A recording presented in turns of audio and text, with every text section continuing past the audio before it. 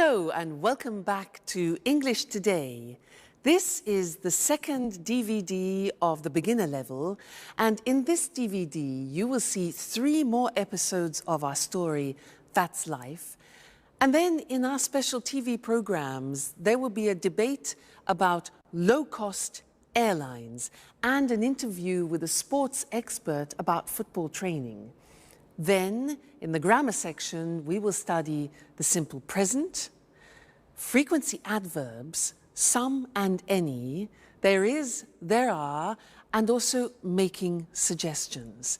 Now remember, if you have problems understanding anything, use the subtitles. Okay, so enjoy studying and have fun.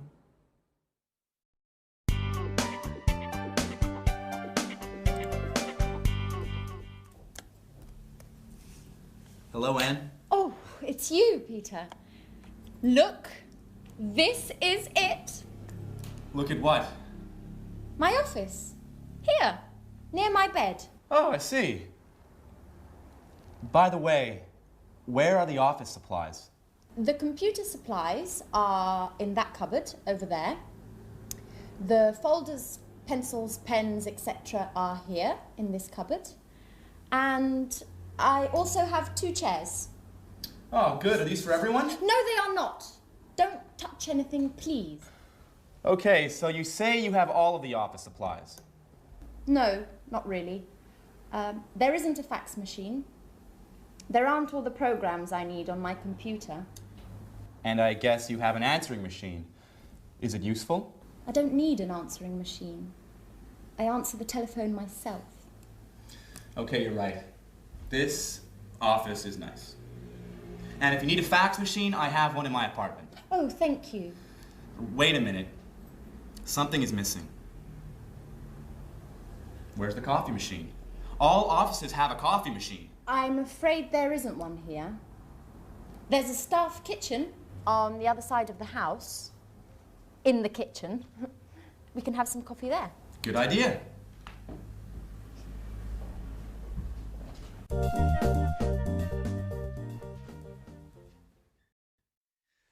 Hello and welcome back to English Today. How are you? Now, in that last episode of That's Life, did you notice that Anne described her office? And the most important thing for Peter was what? The coffee machine. Strange. Now, I want to look at the language that Anne used. She used there is a and there are some. Let me explain that to you. Now, if you have a single object, for example, like a glass, then we say there is a glass on the table, or there is a hat on the table, or there is a computer on the table. Okay? Now that changes when we have more than one object. Like these pens, for example. We say there are some pens on the table. Okay? There are some pens on the table. And therefore, in this example here, books, there are some books on the table. There are some CDs on the table. So you see how it changes. Now, let's go and look at that on the screen. You can see it written. So we said with singular objects, we say there is. The examples are there's a computer in Anne's office. There isn't a fax machine. That's the negative. There isn't a fax machine. There's a table in the studio, and there isn't a coffee machine, which Peter can't believe. Now look at the plural form. We say there are some office supplies in the office, and there are some pens and pencils, okay?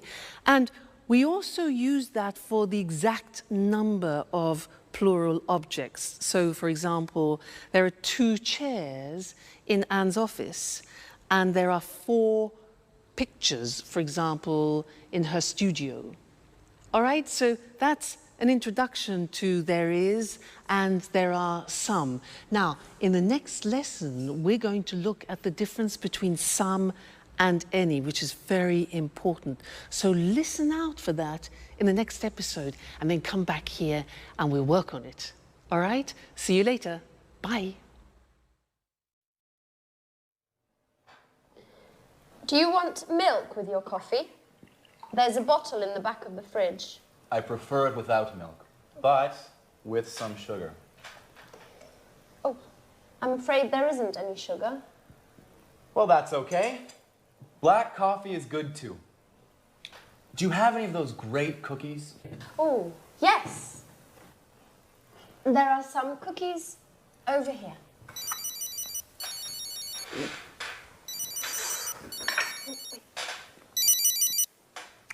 Peter speaking. What? An audition? No, not at all. I'm free. Great. Bye. Well, finally, an audition. Wonderful. When? Next Monday at the Opera Theater. These cookies are fantastic. Are there any more? There are some more in the box. Thank you. Bye, Anne. Time for music. Hey! Take your dirty napkin away from my kitchen.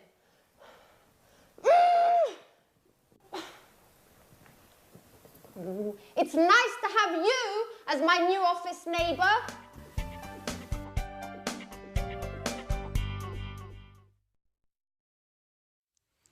Hi again. Anne's a bit difficult, isn't she? Yeah. Now, this is a lesson about some and any.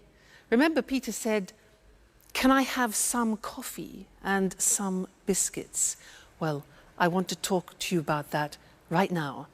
Now, in order to understand some and any, we have to understand the difference between countable objects and uncountable objects. So, these things here are ingredients to make a wonderful English lemon cake. Let's divide them into countable objects and uncountable objects. Let's start with these. Now, these are lemons. Countable means you can count them. Uncountable means you can't count them. Can you count these? Yeah, 1, 2. So these are countable, so there are some lemons. Now, what about these? These are nuts. Can you count these? Yeah, 1, 2, 3, etc. So they are also countable. So we say there are some nuts on the table.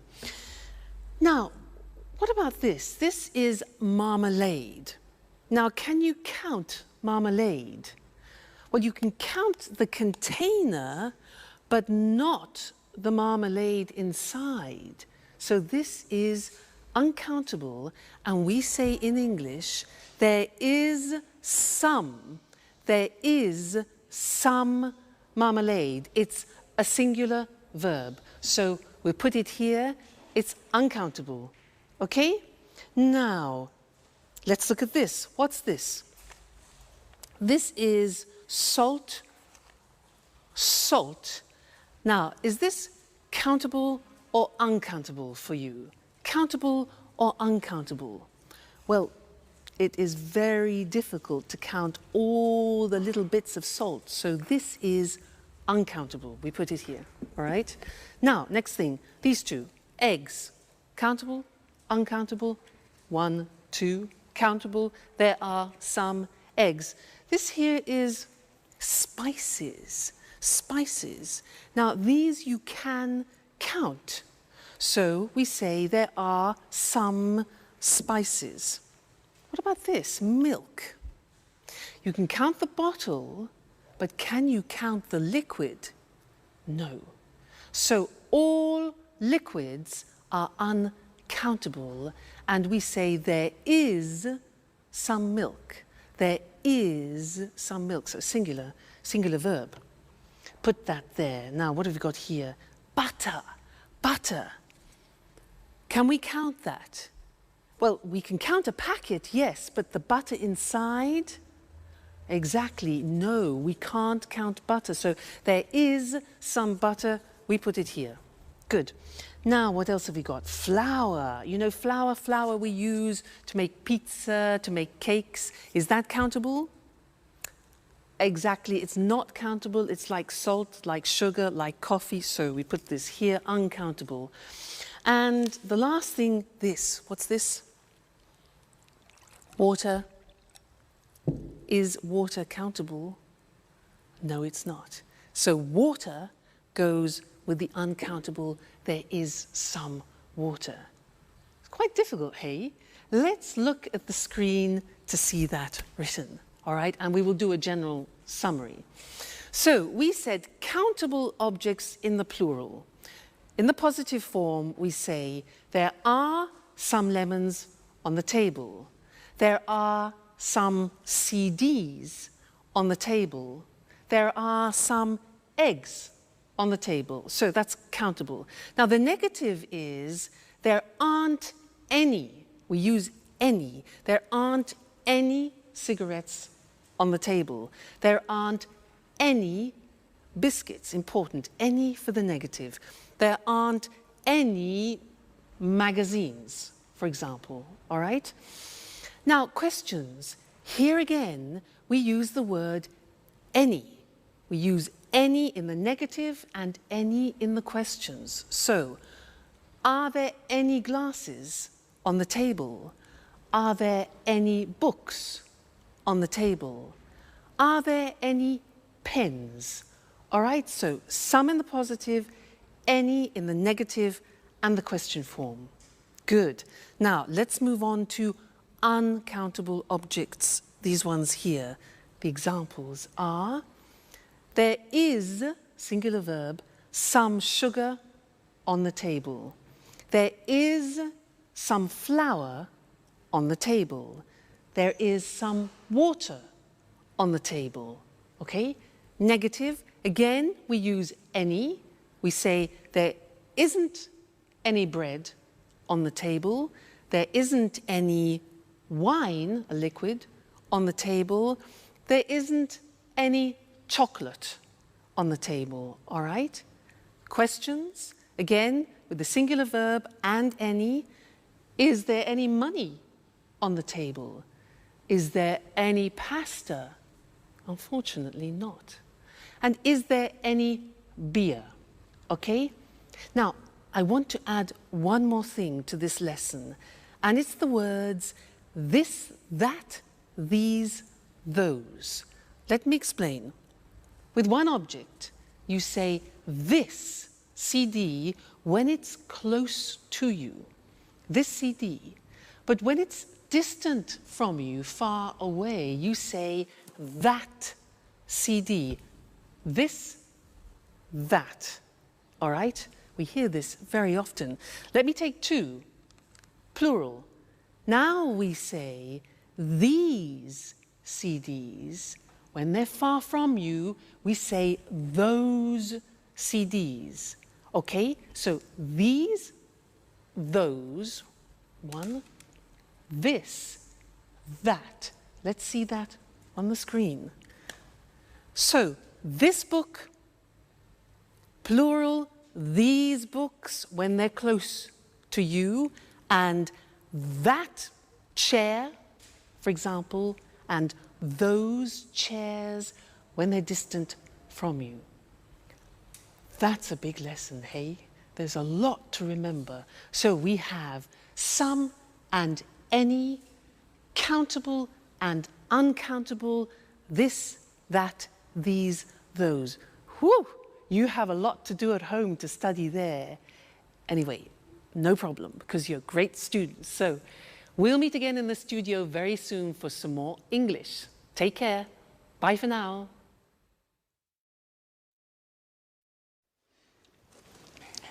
Yes, I always go shopping on Saturdays. The first thing I do on Saturday is drive to the supermarket. I sometimes go shopping on Saturdays, but usually I sleep late. I'm always so tired on Saturdays. I'm never tired on the weekend. The weekend is a time for fun. I paint, go jogging, go out with some friends. Unfortunately, I sometimes have to study. Oh, I sometimes do a little work at the weekend. When I'm free, I like going swimming, going to exhibitions, or to concerts, if I have enough money. Oh, and every Sunday, I clean up the entire flat. And in the evening, I watch TV. Oh, I never watch TV. It's boring. Peter and I like going to the cinema at the weekend. Yes, it's important not to watch too much TV. An hour a day or so, that's enough. Come on, guys. You talk like my grandfather. Work, TV, housework on the weekends. Life is more. I want you to take me to places where young people have fun. Great. Get ready, Grandpa.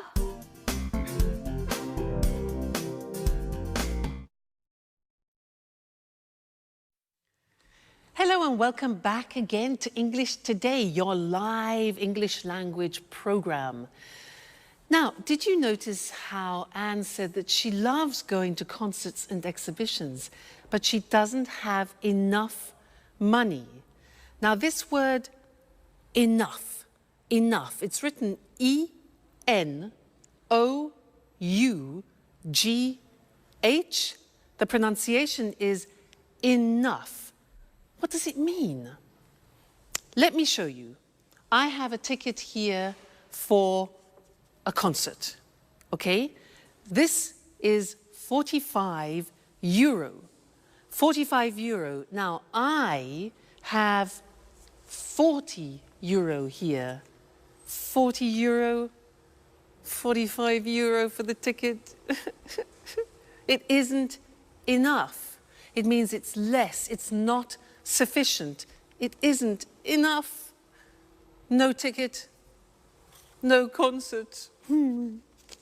So, happens. Like Anne, poor Anne, not enough money. Now, another example, you ask me, can I have a glass of water? And I say, sure. So, here you are. You say, what? Excuse me, it's not enough. Not enough, it's not sufficient. Oh, I say, okay, fine. So, glass of water, here we go. And you say, oh, it's too much. Too much.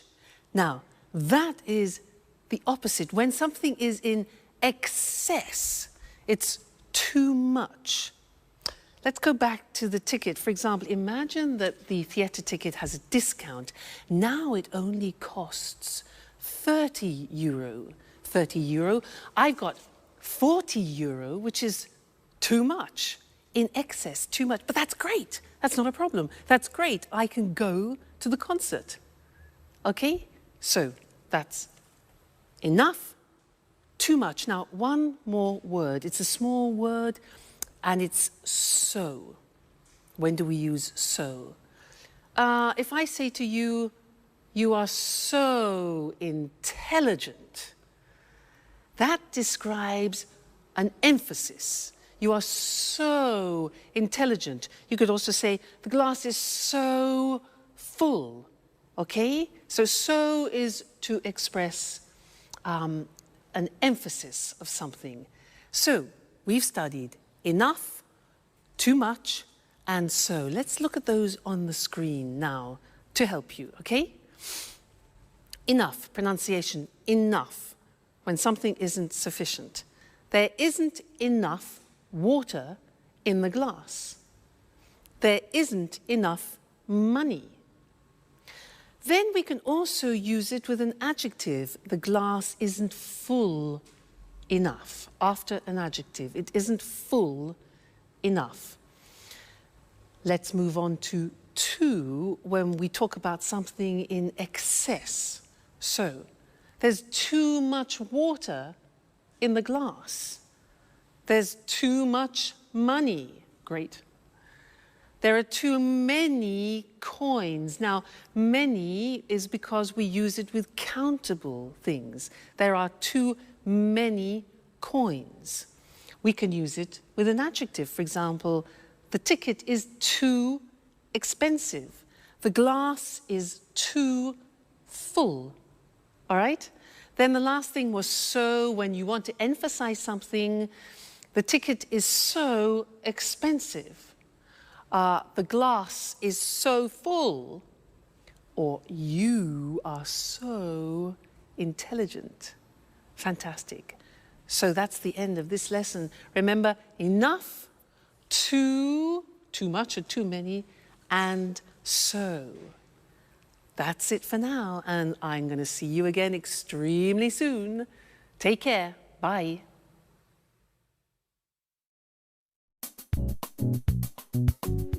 Work is so hard, guys. I wake up at 6:30 every day, have breakfast, and take the train to work. Every day. I know. I get up at 7, but I have a friend at work who usually gets up at 6. Why? That's too early. It takes him an hour to drive to work. Wow, that's a long drive. Yes. But he lives in the country. I think he's lucky. Every weekend he can go for walks in the woods, not in traffic jams. I guess that's pretty nice. He lives in the countryside, but works in the city. A pretty nice combination. What about you, Sharon? What time do you wake up? I usually get up at about 9 o'clock, but I live in the city. It's easy to get to work. Yes, but you get home very late. Often 6:30 or 7. You know, I sometimes have 5 or 6 groups of tourists a day. You work too much, my dear. And you sing too much, Peter.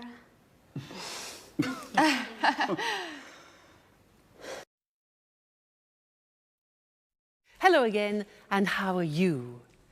Now, from that last conversation, we learned that Sharon works too much and Peter sings too much. How about you? Do you work too much? What time do you get up in the morning? 6:45? 7 o'clock? 7:15? 7:30? Well, I'm going to describe my typical day, and I'm going to use the simple present to do that. All right? Well, first, I wake up at 6:45, but I don't get up. I listen to the radio and I listen to the news. Then after I slowly get up, that's difficult, and I take a shower. I take a shower. I get dressed, and then I go for a walk with Suki. Then we have breakfast together. She has dog biscuits, and I have toast, marmalade, and butter. Then I go to work on my scooter. Now, my boyfriend has a different day because he goes to work at 8 o'clock at night. Remember, he's a jazz musician. Now, did you notice I said he goes to work? That's because with the third person we add an S, goes. He goes to work at 8 o'clock and he comes home at 3 o'clock in the morning because he plays jazz concerts. Then he goes to bed and he gets up at lunchtime at 1 o'clock. So we meet at dinner, which is you know, we don't have much time together. But that's life.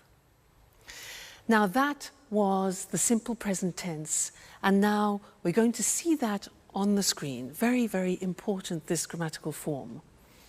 So,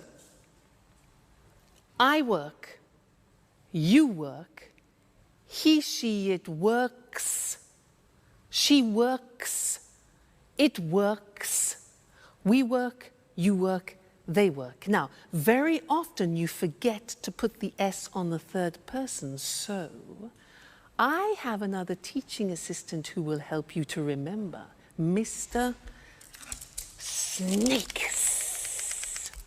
He is here to help you remember to put the S on the third person. So listen, I work at home, you work every day, he works at night, she works in an office, it works all week, we work together, you work full-time, they work at weekends. So remember, it's not difficult, the simple present in English. I work, you work, he works, she works, it works. Don't forget, Mr. Snake, don't forget the S, the third person. All right? Good. Now, listen to the next episode and try and pick out words like often, sometimes, occasionally, because we're going to study those next. All right? Go and have some fun. Bye. Alice, I bet you don't wake up at 6 o'clock every day. Tell us something about your typical day at university. Well, I sometimes have classes in the morning, but I usually have classes in the afternoon. On Mondays, I always attend lectures in the morning. And where do you study? I usually study in the library, but I sometimes study at home too, when I don't have classes in the morning. My friend David also studies at your university. Do you remember him? David Leary? Yes, I occasionally see him in the library and sometimes in the park. In the park? Doing what? He likes studying there. He takes his books, finds a nice park bench and reads there. Not a bad idea. You can study and enjoy nature at the same time. Yes, I like the park too. Unfortunately, I often need books that are in the library. And what about lunch? Do you usually make sandwiches and take them with you? Oh no, I hate cooking. I usually have lunch in the cafeteria with friends. Oh, I do just the opposite. I usually cook lunch at home. I seldom have a quick lunch at coffee shops. Okay, guys, stop with this boring talk. What about fun? Do any of you do anything besides working and studying? It's Friday, remember? You're right, Jack. I'm so happy it's Friday. Me too. It's weekend time. Time for shopping.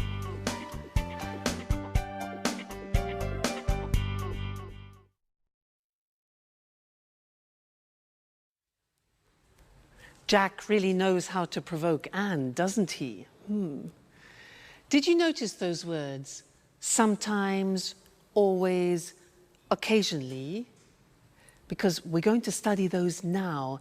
And in English, they're called the frequency adverbs. And we usually use them with the simple present tense.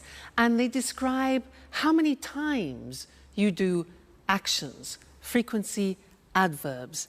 Now, to help me introduce them, I have another teaching assistant. This is, ta-da, Mr. Dinosaur. Mr. Dinosaur is here to help you with the frequency adverbs. Dinosaur, D-I-N-O-S-A-U-R. Now, let's see at the screen how Mr. Dinosaur is going to help you. Well, look at the screen. Now, we're talking about adverbs of frequency, things which describe how often you do something, like habitual actions. Dinosaur. Look at the screen. We have D-I-N-O-S-A-U-R. Now, these letters represent a frequency adverb. Let's see if you can find them. What do you think O is? When you do something a lot. Yeah, often. O is often. What about N? When you do, N is never. Good. N is never. What about A? Something that you do a lot. A is always. Good. What about S? S is sometimes. Very good, sometimes. Now, U is for usually. Usually, it's a habit. What about R? R stands for rarely. That's difficult to pronounce. Rarely. And the last one, look at the top. We've got D. Monday, Tuesday, Wednesday, Thursday, Friday, Saturday, Sunday is, a bit strange this, every day. All right, so those are the main frequency adverbs. Every day, never, often, sometimes, always, usually, rarely. You notice sometimes is also the same as occasionally, and rarely, another way to say rarely is seldom. Okay, now, the important thing about Mr. Dinosaur and the frequency adverbs is where to put them in the sentence. Now, look at the examples. We put them in front of the main verb. So, I never go out. You always arrive late.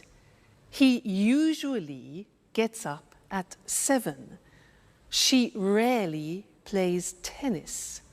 It often rains in England. We sometimes watch TV. You occasionally drink wine.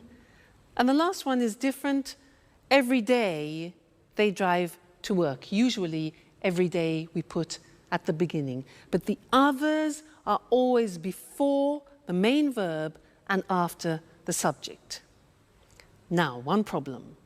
There is an exception to the rule, which is typical of the English language. And what is the exception? The exception is the verb to be.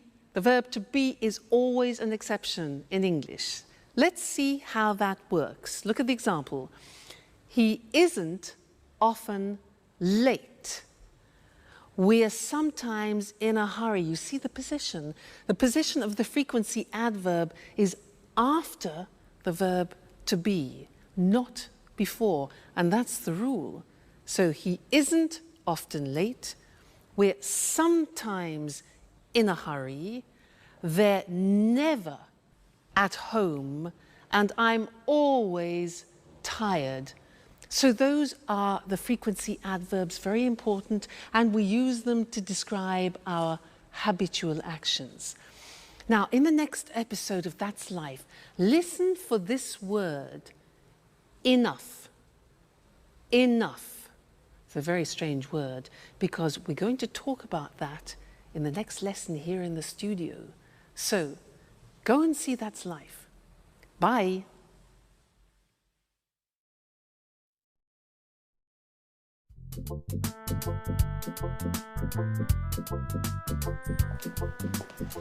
May I ask you a question, Alice? Sure, ask any question you like. I'm an open book. Do you have a boyfriend? Well, I go out with some boys, but that's nothing serious. According to my birth chart, I need some Taurians, but that's not easy now that Saturn is in Leo. I see. Anyway, I think you have a strange relationship with boys. Oh no, I like like boys very much. They're great at carrying packages. You're exceptional. Thanks, Jack. But now, stop talking about me. Let's talk about you. What do you think of me? No, really. I'm curious. What do you do at work? Oh, nothing special. You know Speedmaster, the sporting goods factory. Yeah, sure. They produce wonderful running shoes. What department do you work in? I'm a sales manager. Last month they gave me a promotion, and now I am responsible for Southern Europe. That's why I moved here. Wow, that's really interesting. You must be very good at work. What exactly do you do? Oh, basically I look for new clients and keep them informed about new product lines and take care of their requests. What kind of requests do they have? Oh, they often ask questions about new models and prices. What do you do if they want a discount? Well, basically, I don't get mad. I listen to them and then I tell them no. Well, seriously speaking, it depends. Each client is different. If they're important, I try to make an agreement with them. Hi, Anne. Hi, Sharon. Where's Peter? Oh, Peter's preparing his audition. Well, tell Peter I wish him good luck. Do you really care?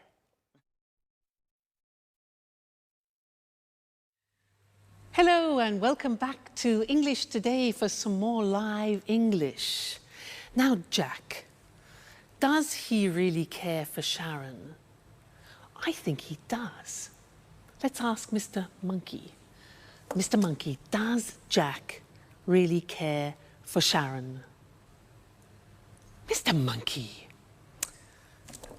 Yes, he agrees, he cares.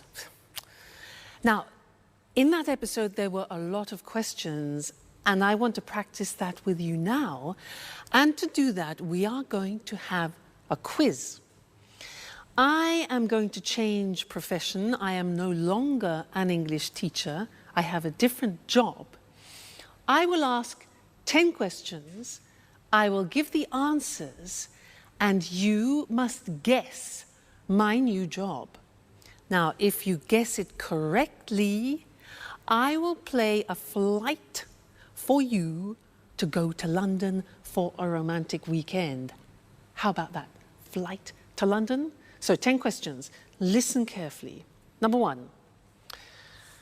Do I work in an office? No, I don't. Number 2. Do I work outside? Well, yes, actually, I do sometimes work outside. Next, do I have special qualifications? Oh, yes, I have special qualifications for my job. Okay, next one. Do I work at weekends? Yes, I do, actually. Most weekends I work. So, I don't work in an office. I work outside sometimes. I have special qualifications, and I work at weekends. Okay, next one. Do you travel a lot? Oh, yes, I travel everywhere. I travel to America, to the Far East, around Europe, a lot. Do you earn a lot of money? Oh, yes, I earn a lot of money. Next question. Do you use your hands when you work? Yes, I do.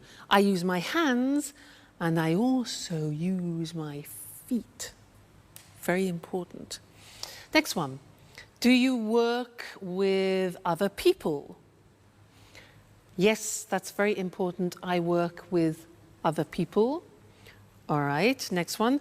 Do you use music in your job? Music? Yes, now music is very important for me, music. And the last question, do you wear special clothes? Well, yes. For my job, I have special clothes, I have special shoes, particular shoes, and I do my hair in a special way. So, I use my hands and my feet. I work with other people, I use music, I earn a lot of money, I wear special clothes, and I travel a lot. So what's my job? No. Nope. Nope. It's difficult. Shall I tell you? I'm a prima ballerina. I won, you lost. No London, no flight to London. Next time, there'll be another quiz. All right, good. So let's look at the grammar that we've just used for asking questions, okay? Now, we have the question form with the question word like when, the auxiliary, do, I, the subject, and then arrive, which is the verb. So, when do I arrive? Okay, that's a typical question in the simple present. Look at the next one. What do you do at work? What do you do? Next one now, this is important, and we need Mr. Snake because it's who does he work with? Remember, does, third person, the S, do becomes does. So who does he work with? Next one, why does she study? Third person. How much does it cost? Again, third person, it. When do we leave? Where do we live? And how do they speak English? Okay, so remember, third person does is the auxiliary plus the infinitive. All right, so those are the English question forms. Now, in the next episode, listen out for the negative form, and then we'll study that together. Okay, so have fun studying, and I'll see you again very soon. Bye.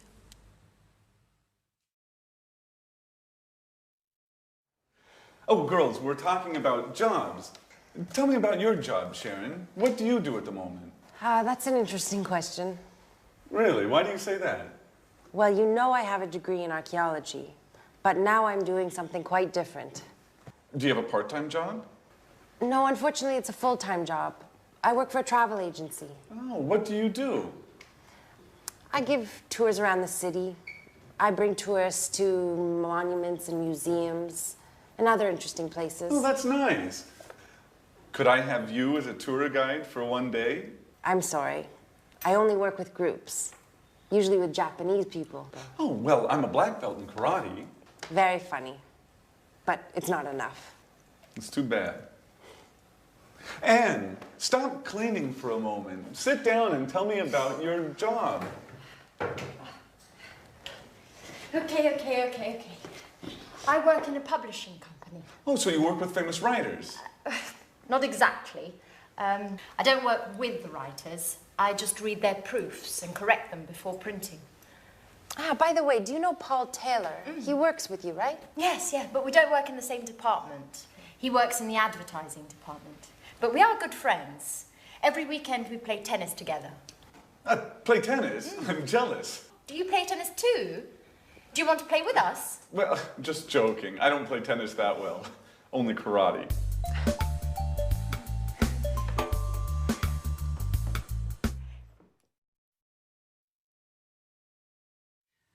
Jack, I don't play tennis very well.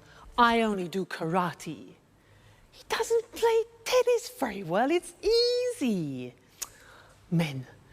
Now, anyway, it was a good example of the negative of the simple present tense. I don't play tennis very well. Now, I'm going to tell you my typical day again, but in the negative, and listen to the grammatical form, okay? I don't wake up at 6:45. I don't get up after. I don't listen to the radio. Now, don't is do not abbreviated, okay? I don't take a shower. I don't have breakfast with Suki, and I don't have dog biscuits. Now think of my boyfriend. Let's go into the third person. My boyfriend doesn't go to work at 8 o'clock at night. He doesn't play the saxophone. He plays the double bass. Now, doesn't is does not contracted. Doesn't, okay? Plus the infinitive. So he doesn't play, let's say, at 1 o'clock in the morning. He doesn't come home at 7 o'clock in the evening. So you see, these are examples of the negative form.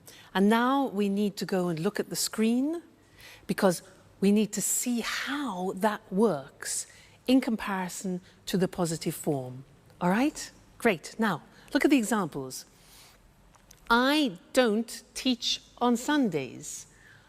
Do not becomes don't. I don't teach on Sundays.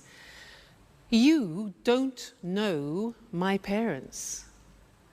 Jack doesn't, does not. Jack doesn't play tennis well. Alice doesn't have a boyfriend. The house doesn't belong to Anne. Third person, doesn't. We don't work part-time. You don't know Anne's aunt. And Alice and Sharon don't live together. All right, so now we have studied the positive form, the question form, and the negative form of the present tense. So a whole world opens up for you, okay? Well, you just keep studying and we'll meet again here for another live show very soon. All right, take care. Bye.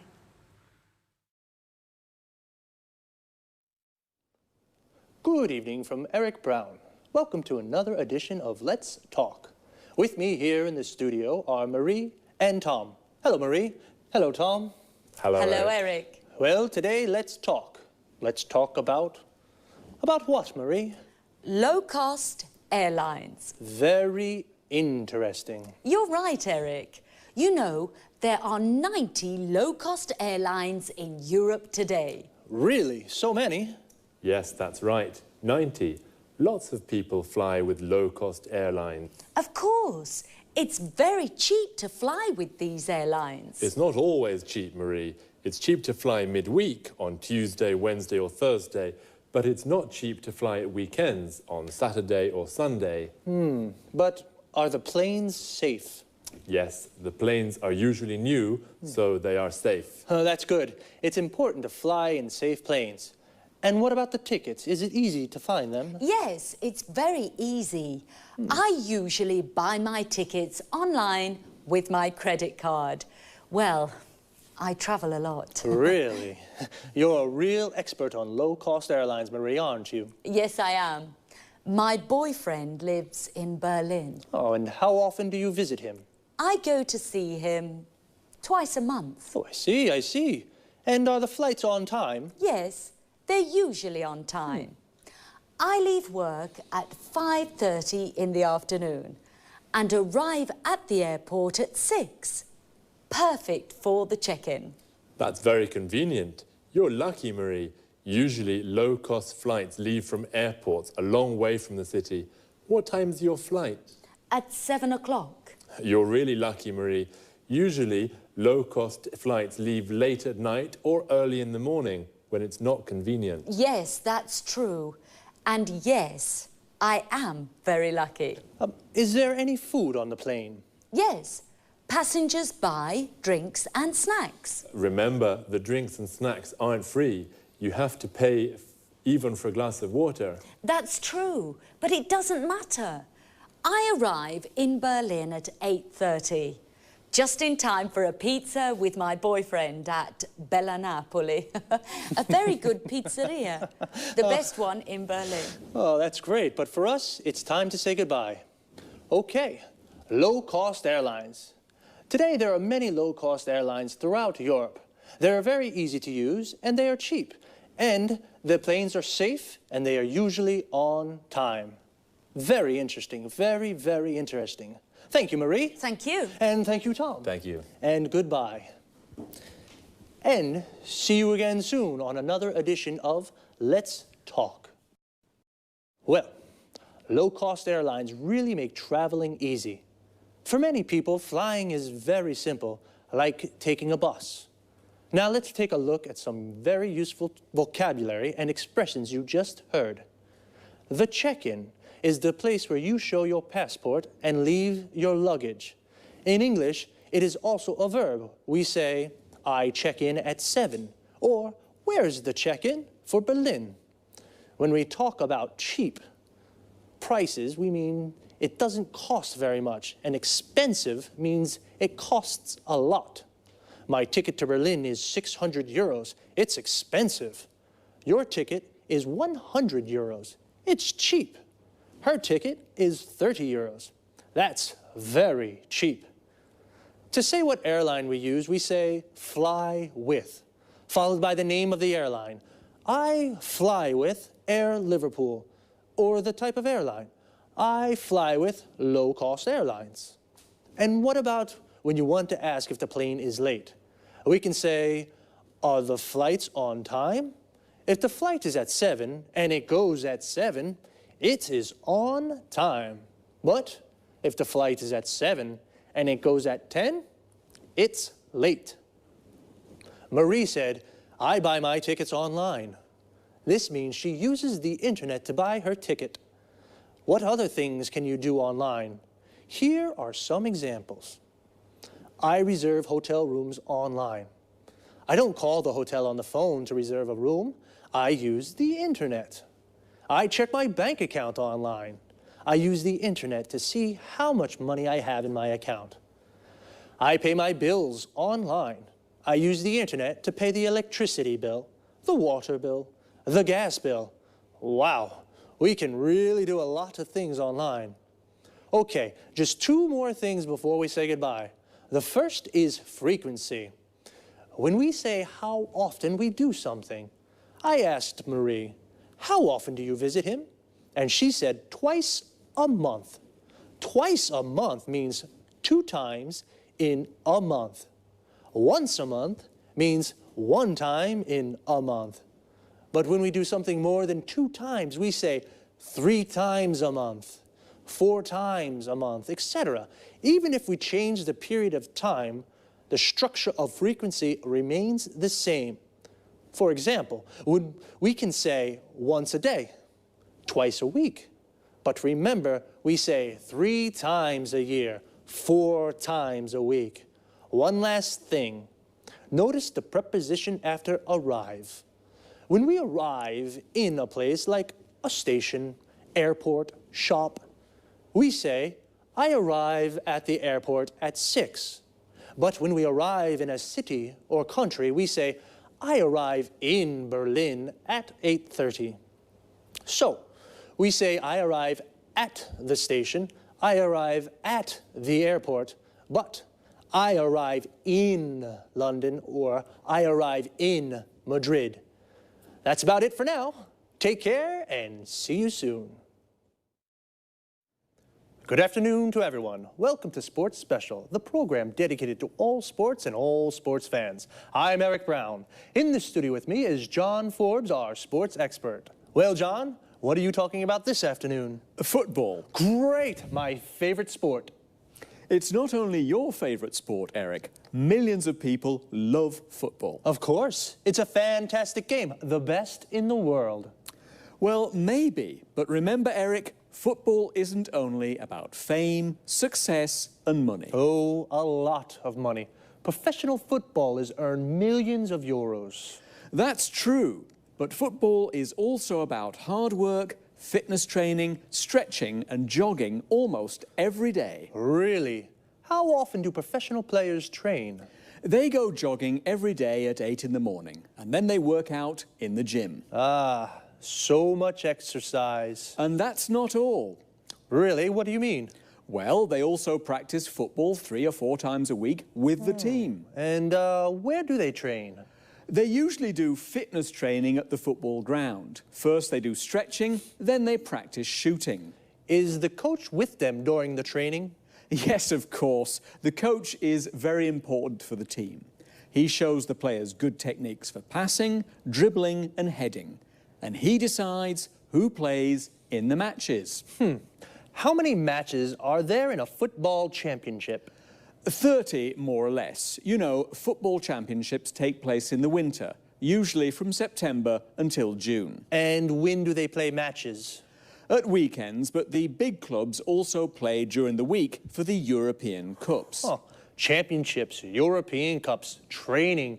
Footballers are very busy. Yes, they are. The only time they rest is in the summer. Well, holidays only in the summer, but what about fun? For example, can the players have a beer after a match? Of course, Eric, especially if they win. A beer is a perfect way to celebrate a victory. Well, a footballer's training routine is very hard, but it is very rewarding too. Okay, thanks to our expert, John Forbes. And goodbye to all football fans and sports lovers. See you again soon for a new edition of Sports Special. First of all, football and soccer are the same thing. Football is the British word, and soccer is the American form. But they are exactly the same thing. So, let's take a look at some of the vocabulary we use to talk about football. Do you like football? If you do, then you are a football fan. Like me. Do you support a team? I support Inter. We say that we support a team when we are a fan of that team. So, what is a team? It's the group of players that play together. For example, Manchester United is a football team. A person who plays football as a job is called a professional footballer or a professional football player. Footballer and football player are the same thing. A football player is a footballer. And every team has a coach. A coach is the person who prepares the team. He teaches techniques and how to play well. So, 11 football players make a team, and when two teams play against each other, they play a match. But as John told us, footballers don't only play matches, they do a lot of training. Training is all the exercises they do to prepare for matches. We can say, footballers do training, or footballers train. Training is the noun, and train is the verb. And what do they do when they train? John said a few. They work out in the gym. They do stretching. They go jogging. And they practice football skills. John also mentions some of the skills or techniques that footballers practice. Passing, which means to pass or kick the ball to another player. Dribbling, which means to move the ball forward with the ball. Shooting, which means to shoot or kick the ball into the goal. And heading, which means to hit the ball with your head. It's a lot of hard work. I think they definitely deserve a beer when they win. Well, that's all from me for now. Take it easy. See you next time.